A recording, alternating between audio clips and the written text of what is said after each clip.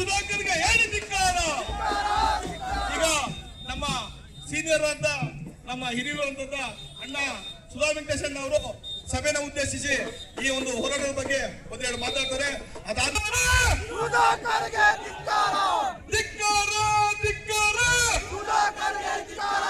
ದಲಿತ ವಿರೋಧಿ ಸುಧಾಕರ್ಗೆ ಹೇಳಿ ಧಿಕ್ಕಾರ. ದಲಿತ ವಿರೋಧಿ ಸುಧಾಕರ್ಗೆ ಹೇಳಿ ಧಿಕ್ಕಾರ. ಇವರ ಹತ್ತಾಸೆಗೆ ಹೇಳಿ ಧಿಕ್ಕಾರ.